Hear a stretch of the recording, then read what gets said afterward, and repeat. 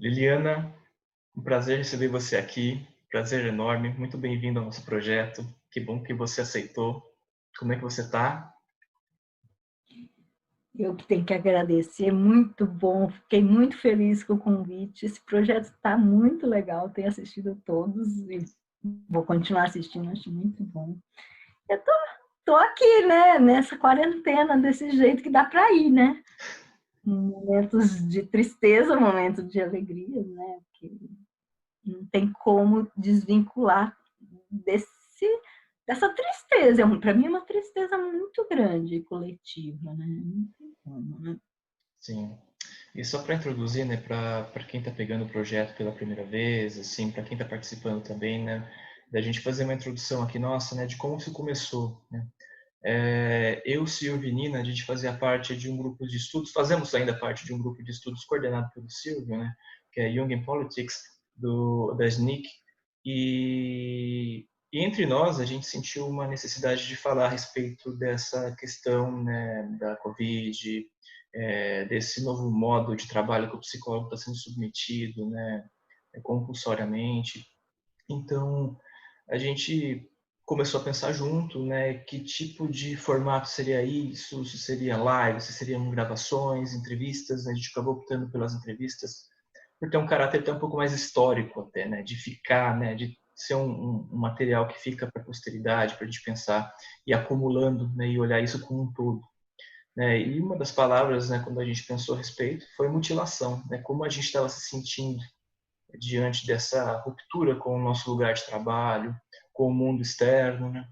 E surgiu mutilação, e aí veio a palavra Hefesto, né? Veio o arquétipo, veio Deus Hefesto em mente, que junta tanto essa coisa da potencialidade, né? Do poder da forja, né?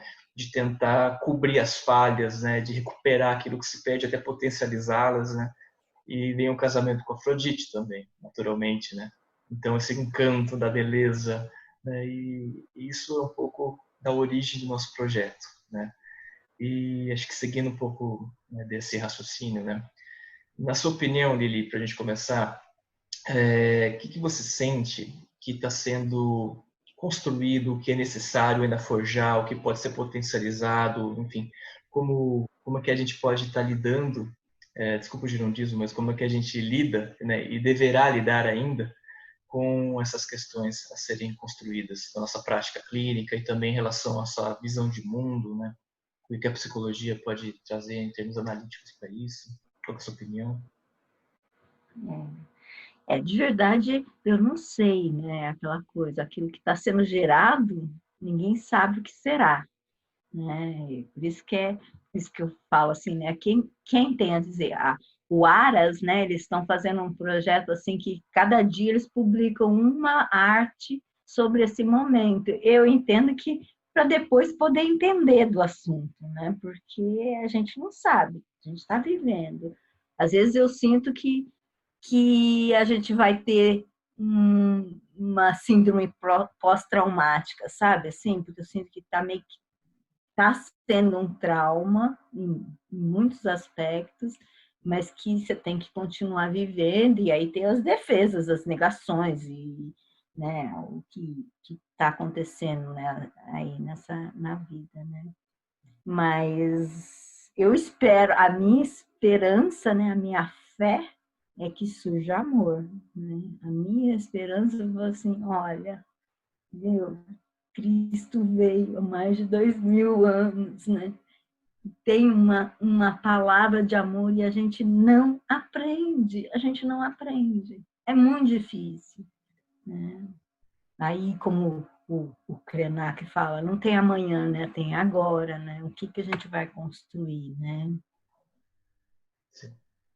E como é que você acha como é que o amor entraria na nossa situação hoje? O que você sente que está acontecendo e como é que o amor pode penetrar nessas relações aí emergentes? Claro, no pequeno, né? Lógico que né? Lógico, tem os dois lados. Essa coisa do isolamento, eu vejo dos dois lados, né? Tem pessoas que estão rompendo vínculos e tem pessoas que estão realmente reforçando, né? E deixando isso mais intenso. Mas eu vejo também uma coisa, não é todo, não é todo mundo, mas tem aquelas pessoas que você vê que quer ajudar, tem gente passando fome, tem gente ajudando, tem gente, né, tem gente tentando. Lógico que tem o oposto também, né? Não estou dizendo que não tem, mas eu acho que em momentos de crise a solidariedade aparece, né? Eu sempre falo lá quando eu estava nos Estados Unidos, que teve o riots lá, que puseram fogo em Los Angeles, e a gente foi meio que fugido, ficar hospedado na casa de uns vizinhos que a gente não conhecia. Eles falaram, vamos com a gente. E tinha que sair, tinha que abandonar, porque o fogo estava chegando, vamos embora, né? Então, essa solidariedade, ela acontece, eu vejo que isso acontece, né? Mas, às vezes, depois que passa, volta ao normal, né? Que todo mundo está falando desse não normal, o que é o normal, mas eu não sei se o repuxo vai ser maior, sabe? Não sei. Eu espero, eu tenho Sim. fé, mas eu não sei. E como é que foi para você nessa situação do Riot? Como é que foi a sua sensação subjetiva, né, de ser acolhida numa situação como essa? Aí eu adoro, né? Aquela assim, né? Eu acho assim, eu sou tímida, tudo, eu fico envergonhada, eu não quero atrapalhar, tem todo esse meu lado, mas eu gosto de estar perto das pessoas, mesmo que eu não conheça, né? Então eu gosto de estar ali, né? Então e isso me fez mesmo essa coisa, nossa, que bonito, eu acho isso muito bonito, né? Que foi uma coisa da raiva, né? Daquela coisa, começou numa raiva, mas que gerou esses, né? Foi um tempo grande, né? Tinha toque de recolher, tinha tudo aquilo. Então, é bom poder ser acolhida, né? É bom, né?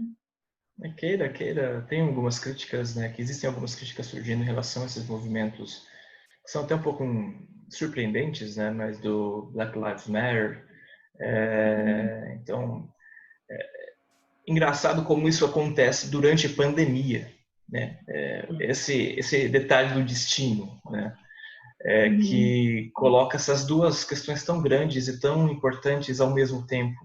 E as pessoas indo às ruas, né? A Europa lotada, tudo bem que a situação sanitária estava um pouco melhor, mas já lotando as ruas, né? Nos Estados Unidos também, contra toda uma espécie de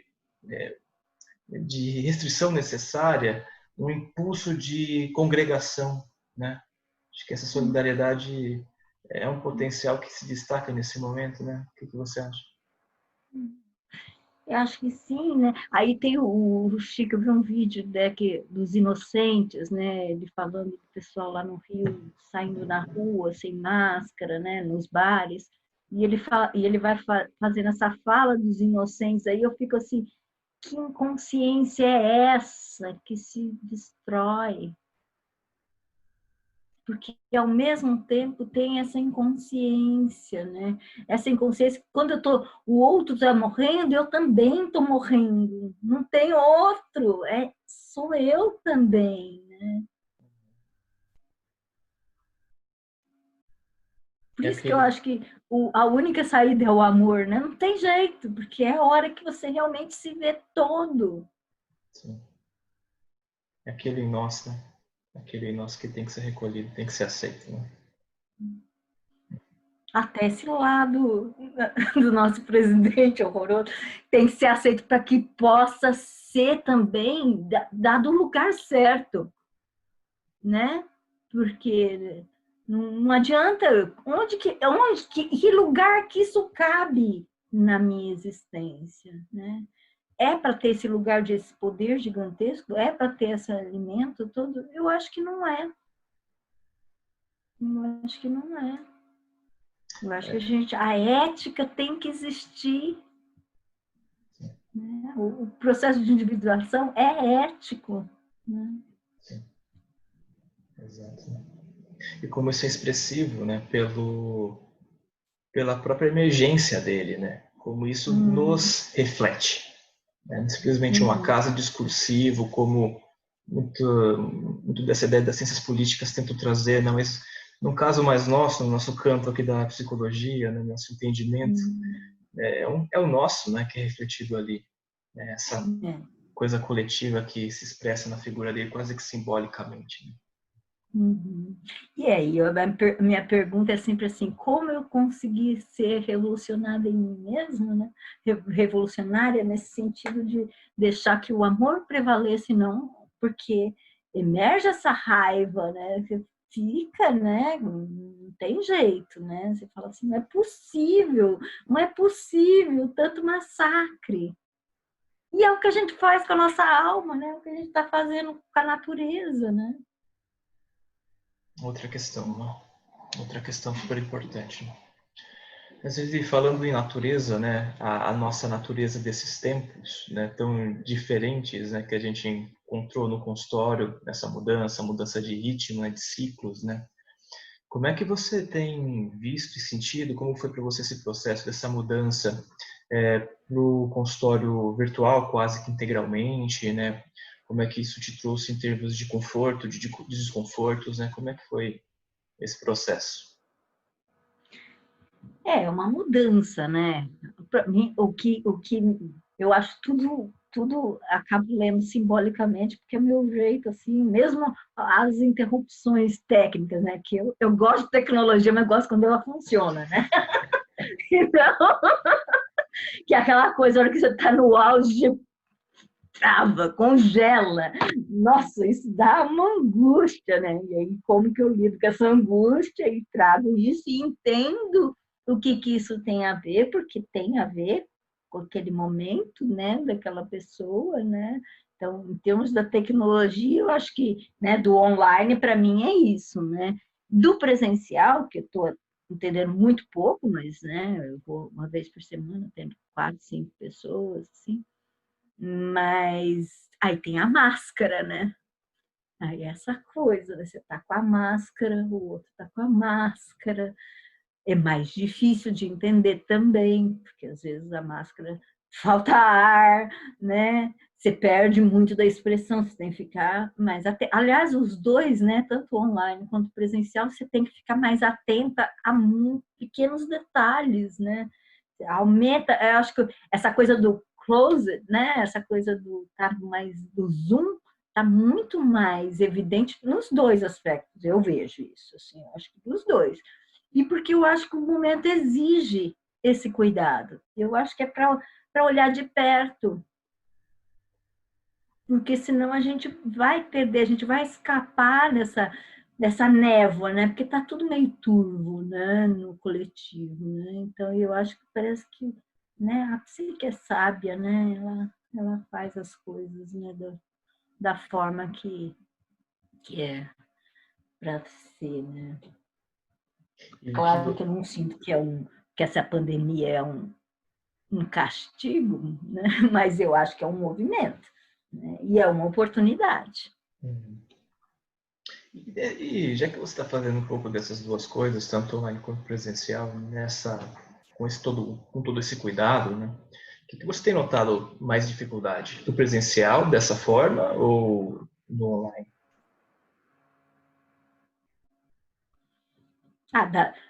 Presencial, acho que a dificuldade é não poder abraçar, ficar perto, mas estar longe, né? Eu tenho isso, para mim tem isso, dá dificuldade. Agora, o online eu sinto mais cansaço, né? Cansaço. Sinto mais cansaço. Eu sempre, você sabe, né? Eu sempre trabalho muitas horas seguidas, você sabe, né? Então, é aquela coisa assim que parece que está muito mais intenso, a voz, essa coisa da atenção que você tem que ficar preenchendo lacunas, às vezes isso para mim, eu fico mais cansada fisicamente. Uhum. E como é que você tem lidado com esse cansaço? Né? Acho que é até uma coisa que eu tenho perguntado para alguns colegas, assim, como é que eles estão se ajeitando, né? Eu queria fazer essa pergunta para você também. Como é que você tem gerenciado esse cansaço, esse ritmo de trabalho online? Música, eu canto, eu assisto trilhões de live de música. é o que me alimenta, né? Assim, acho que lógico que meu trabalho eu amo muito e é um alimento também, mas a música faz parte mesmo disso, até do trabalho, né? Porque às vezes eu fico, né? As músicas vêm, né? Repara a alma, né? Dá uma conexão de volta, né? É, é. Bom, e pulando um pouquinho para nossa vida cotidiana, né? A pandemia, né, trouxe muitas restrições de circulação inicialmente, foi muito mais intensa do que é agora. É um pouco estranho, né? Mas agora que a coisa está um pouco mais séria, enfim, Precisava, né? precisava de mais restrição agora, em termos coletivos, né? Mas como é que você está sentindo e está vendo essa questão da mudança de ritmo, né? Do ritmo do humano no mundo, humano com a natureza, humano com a indústria, né? Com o comércio, né? Esse humano desse trânsito de movimentos que a gente tinha ontem, né? Antes da pandemia, e hoje a gente está talvez em outro tipo de registro, um outro tipo de movimento. Como é que você tem sentido e pensa a respeito dessa mudança de ritmo?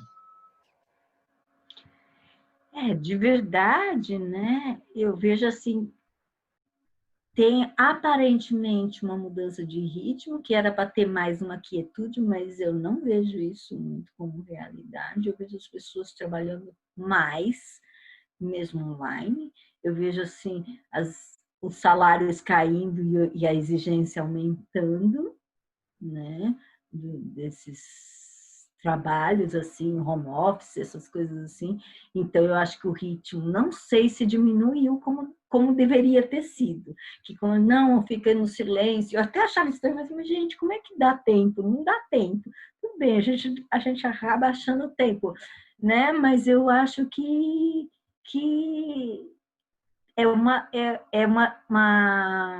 é como uma sutileza de diminuição de tempo. Eu não acho que de verdade. É como o rio, sabe o rio que parece que ele está calmo, embaixo está correndo. Eu acho que aparentemente, lógico que teve essas coisas dos isolamentos da natureza rapidamente se restaurar, que a natureza ela tem essa dinâmica, né? Isso é muito legal, eu acho. Isso, para mim, prova que a gente não precisa desse materialismo, dessa coisa, capitalismo tão selvagem do jeito que a gente vive.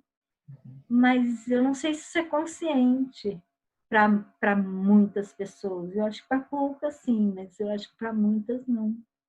Você tem sentido isso dos pacientes, de forma geral? Essa coisa da manutenção do trabalho, apesar de online, né, ser por videoconferências, por ser um trabalho em casa, eles não abriram mão ainda disso, como o sistema provavelmente também não abriu mão disso, né? Não reflete a respeito disso. Né? É difícil abrir mão, né? Que é o teu sustento, e aí eu acho que isso é que eu acho que é a perversidade do capitalismo, né? Quanto mais você necessita, mais você é esmagado, né? Então, lógico que não dá. E é isso, as escolas não estão funcionando, os pais têm que ser professores, né? Tem que faxinar, tem que fazer comida e tem que dar conta do trabalho, e que às vezes mais do que 8 horas, né? Não é sempre, mas tem, eu vejo isso. Eu acho perverso. Acho Sim. perverso. Eu também tenho notado isso com os meus atendimentos, né? O trabalho continua. O trabalho só mudou de locus, provavelmente, né? Mas talvez a atitude da consciência de agregar essa possibilidade de mudança que emerge, né? De tomar um pouco mais de tempo, de olhar para outras questões, olhar um pouco mais para casa, esse convite de Estia, né? Para entrar da porta para dentro, ficar ali, né? E não mais transitando tanto no mundo, né? É uma questão. Claro, tem muita gente adorando essa coisa de poder cozinhar e de poder estar em casa. Acho que tem uma qualidade também que é legal você poder comer em casa. Eu acho que isso realmente mudou. Mas eu acho que a exigência também, né? Que é essa coisa que tem empresas que não precisariam diminuir salário porque elas estão trabalhando do mesmo jeito. Então eu não entendo. Eu acho que é um oportunismo, né? Sim. Falar em salários, né?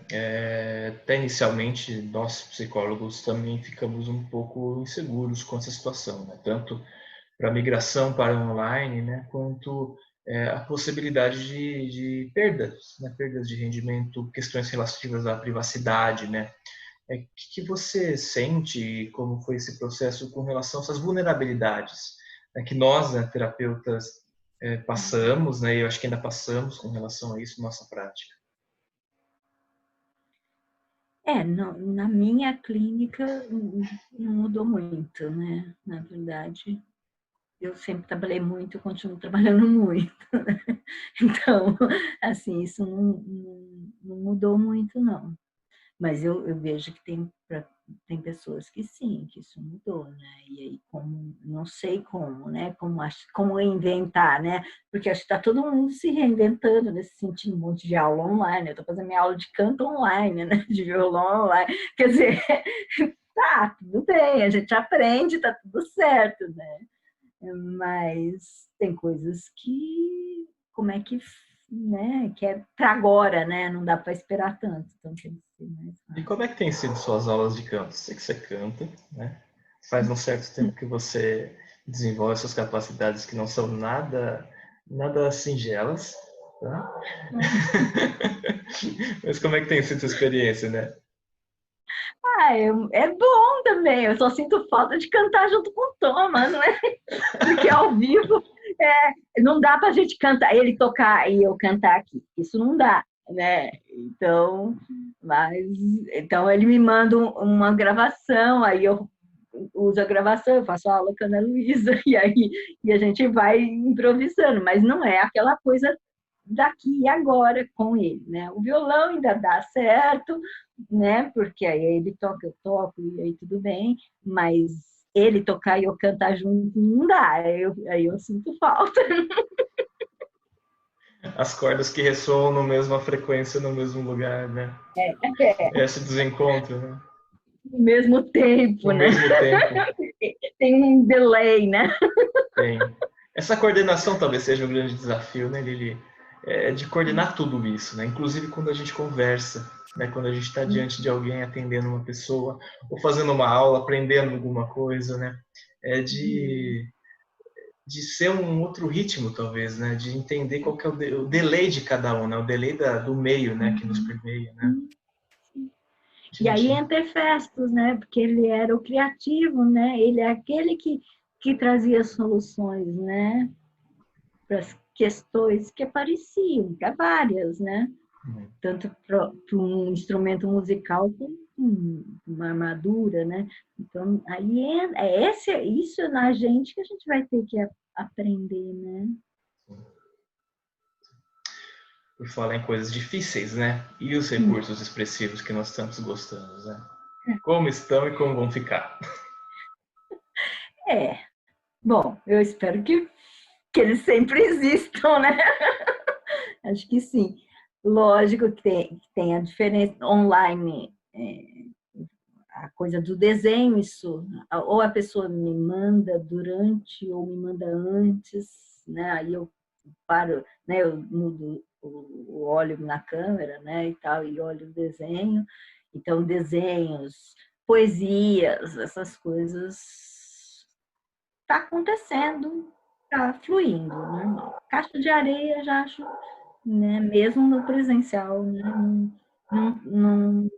Eu acho que porque tem a contaminação, tem tudo, é isso, né? No meu consultório está lá, tem lisoforme, que eu fico passando nas cadeiras o tempo inteiro, tem álcool gel para passar na mão, e tem álcool líquido para passar no ar, né?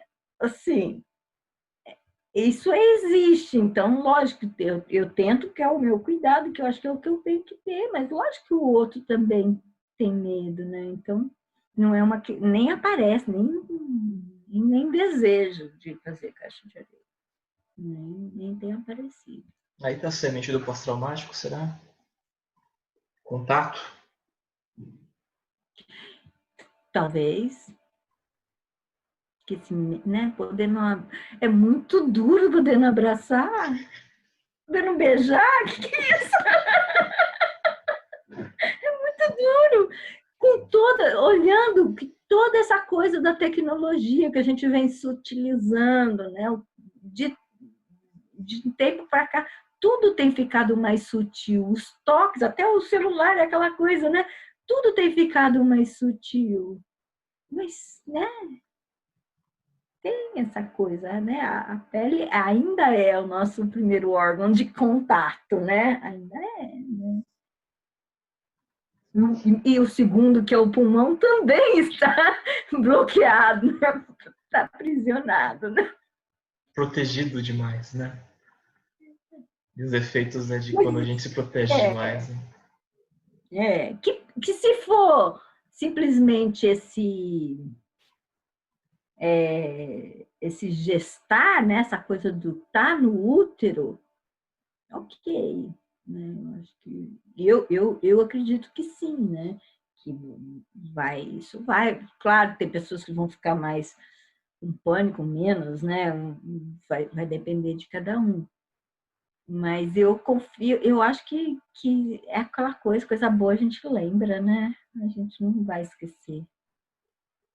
Sim. E vamos para fora, então. Vamos sair um pouquinho do consultório e vamos para o Brasil, né? Vamos falar dos complexos culturais. E aí, o que você tem notado? Como é que você tem feito essa avaliação, né? Como é que você tem assistido a essa ebulição das questões brasileiras que estão aí, né? Diante da pandemia. Como é que você faz a sua leitura? É aquela coisa assim, a gente vem nessa mutilação eterna, né? O Gambini fala muito, né, dessa coisa, né, da nossa origem, né, do pai estuprador, né, e a mãe violentada, né? Então, eu acho que isso é da nossa história, né? Eu acho que por muita gente ficou mascarando, não tem racismo no Brasil, né? Que eu chegava lá nos Estados Unidos, as pessoas falavam assim, que bom, né? Lá no Brasil não tem racismo. Eu falei assim, tem, né? Mas né? Não é bem assim. Mas é essa coisa de ficar levando, né? Mas o Gambini falou uma coisa muito que para mim me marcou muito na aula de quinta-feira, né? Que assim, as pessoas têm que se arrepender verdadeiramente. E para mim, o se arrepender verdadeiramente é a hora que a consciência chega. Sabe? Eu sempre me intriguei muito com aquelas coisas assim, esses filmes de julgamento dos nazistas, né? E eu sempre me intrigava que diferença que tinha de alguns e de outros, né? Que tinha aquele que falava assim, eu só estava cumprindo ordem, e assim, eu estava cumprindo ordem, e isso me exime. E aquele que se tocava, que tinha uma tristeza no olho, que ele falava, eu podia fazer diferente, eu podia ter feito diferente. E aí aquela tristeza dessa consciência que nunca mais vai sair. Eu acho que culturalmente a gente está muito longe dessa consciência. O massacre que a gente faz, olha, negro, indígena, pobre, que é isso? Parece que tá isso, vamos matar todo mundo, que tá tudo bem, aí resolve. Não, é a gente, meu Deus, né? A função inferior não é importante, né? A gente não tem que comunicar com ela, a gente tem, né? Por que a gente nega tanto, né? Por que a gente massacra tanto? Né? Isso para mim é sempre uma dúvida, e para mim volta naquela coisa, se tivesse amor isso não acontecia. Que o amor é o redentor dessas diferenças. Né? Ele aceita, inclusive. Né? Que é isso, né? Cristo foi revolucionário e ainda é. Muito, muito, né? E até essa pergunta nós pensamos nela, considerando até essa mudança da transição de setting, né? Para as pessoas que estão dentro de casa, né? Então, o que acontece começa a ser um pouco mais até claro para a gente por atender pessoas dentro da casa delas. Né? As questões de dentro de casa, as questões de violência, as questões de persecutoriedade, as questões de abuso, né? Sutis ou muito declarados, né? e de como isso está muito, talvez, mais visível diante de tudo isso, né? As taxas, né, de violência doméstica aumentaram nessa pandemia. Então, quantas dessas questões aí não refletem esses problemas nossos, quer dizer, são também parte do mundo, mas particularmente brasileiros, né? São muito expressivos, né? E nesse sentido, eu fico pensando assim, e aí, de novo, é uma oportunidade. Será que não está na hora da gente sair desse pedestal do inatingível, a gente como psicólogo, sabe assim, e deixar entrar na sua casa, na sua casa, né?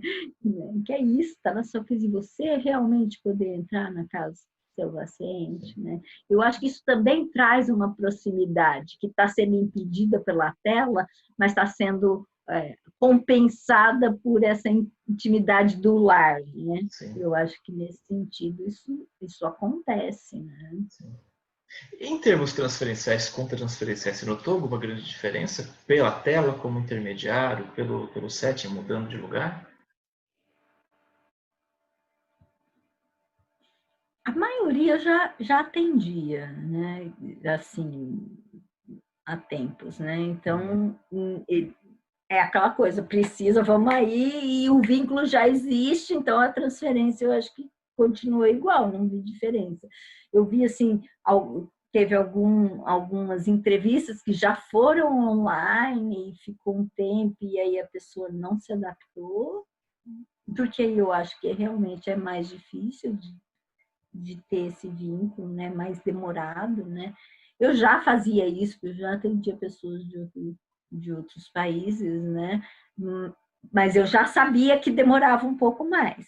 Isso para mim já é porque é um outro ritmo de vínculo, né? Então, dessas pessoas, eu acho que é isso, sim, dessa transferência, eu acho que é a mesma coisa, não vejo muita diferença, não. E por último, última pergunta da minha parte, quanto aos nossos mortos, né? A pandemia tem trazido muitos mortos, né? E muitas formas de morte também, né? Muita perversidade também, muita negligência. Mas como é que você vê bem vastamente essa questão dos nossos mortos, visíveis e invisíveis, né? Os mortos que são contabilizados, que não são enterrados, os mortos que se tornam um pouco mais evidentes, que se fazem muito evidentes nas nossas vidas particulares, eventualmente, com pessoas conhecidas, enfim. Como é que você pensa essa questão dos nossos mortos? De novo, para mim também é simbólico tudo isso, né? Essa coisa que mortos são esses que a gente continua enterrando, que são dessas funções que a gente não quer, né? Desses lados que a gente não quer que participe, né, da nossa vida, né? Que só pode ser o bem-sucedido, não pode ser o mal-sucedido, não pode ser o negro, não pode ser o indígena, né? Eu acho que tudo isso acho que tem. Mas eu fiquei pensando muito nisso, né? Eu pensei assim, tem o Deleuze, né? Ele fala a diferença do ser de direita, ser de esquerda, uma questão de perspectiva. Ele fala assim, quem é de direita tem a perspectiva dos próximos, do lar, daquele que é próximo, né? E quem é de esquerda tem o horizonte, ele vai mais longe, né? E isso me intriga, né? Nesse momento que o mundo está mais de direita, os seus mortos estão sendo enterrados pelos de esquerda, ou sendo cuidados pelos de esquerda. Isso, para mim, eu fiquei assim, o que está acontecendo? Tem alguma coisa que está dizendo, não tá equilibrado, né? Eu estou cuidando tanto dos meus que eu não posso nem velar.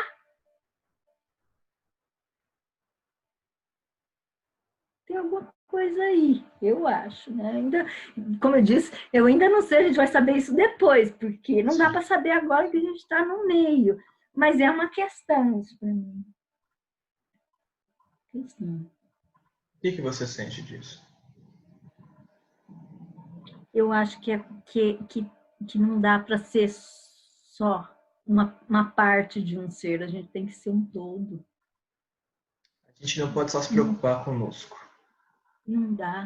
Com a minha família, com aquele com quem eu cumprimentava, né? Com quem é meu vizinho. Eu tenho que olhar além, tenho que olhar no bairro do lado, tenho que olhar para outra cidade, para outro estado, para outro país, por que não?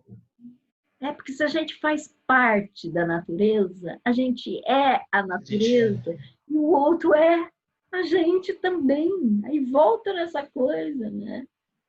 Tá faltando esse junto, né? Eu vejo o pessoal da área de saúde, que tristeza, nossa, estão entristecendo, adoecendo, é muito difícil. E estão lá para os pacientes, mesmo sem recursos, né? Que no começo não tinha nem máscara para eles. Como é que pode? Longe, muitos ficam longe da família para preservar a família, mas é isso, né? Que amor é esse, né? Que pode surgir, e que a gente não deixa surgir. Sim. Eli, você queria falar mais alguma coisa que nós não falamos ainda? Queria a imagem, né? Quando eu falei do Covid, eu fui atrás da arte, né? Para entender o que é essa coisa do Covid, né? Aí você vai pôr depois a foto, né? Põe. Mostrar. Quiser mostrar só Aí, para... Pode falar. Aí eu coloco a imagem. Aí eu amplifico Eduardo ela. Cobra. Aí você põe. Essa é uma arte do Eduardo Cobra, ele fez agora em abril, né, pós o isolamento. Ele fez porque ele faz grandes murais, né, mas ele fez isso dentro do ateliê dele, em Itu, e ele está fazendo algumas telas e numeradas que ele vai vender para reverter como alimento para a população carente, né? E o nome dessa tela, desse mural, é Coexistentes. E o apelo dele é a fé. E aí depois você vai ver, né? São 5 crianças, são 5 profissões, são 5 religiões, né? Os 5, para mim, né? Para mim não. O Jung, a von Franz falava, né, que os 5 é a totalidade, né, unindo os 4 elementos e o centro, que é o vazio, e que isso daria uma totalidade. Em outros lugares ele fala da quintessência, fala do amor, do eros, como sendo essa quintessência, né, e o Eduardo Cobra, ele pega essas 5 religiões. Cada criança está com a mão de um jeito. A criança central é uma negra, é um negro, né? Um menino. E que tá representado pelo cristianismo. E é a única criança que olha para cima.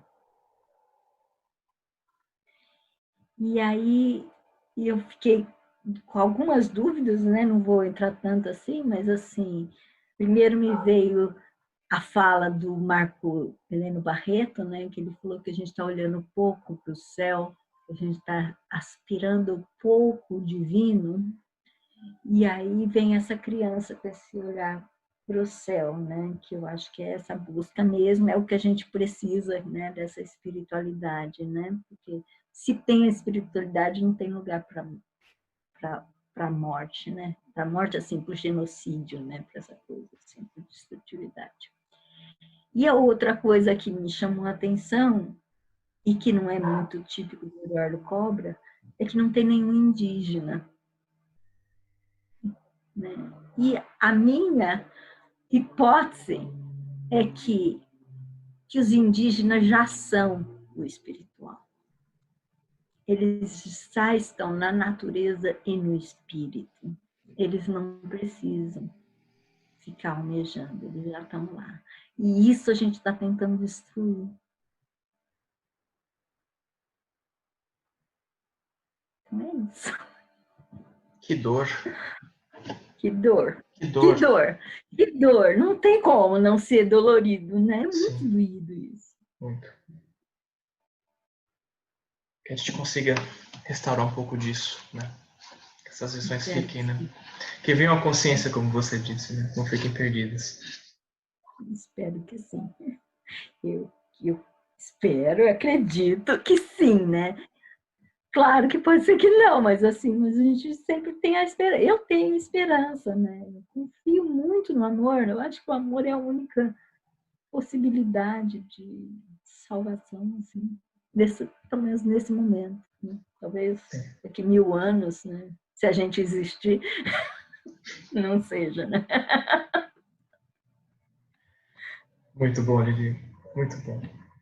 Agradeço demais por você ter aceitado o nosso convite. Foi um prazer falar com você. Igualmente. Nos vemos na próxima, então. Nos vemos por aí. Abração. Beijo. Beijo. Tchau, tchau. Tchau.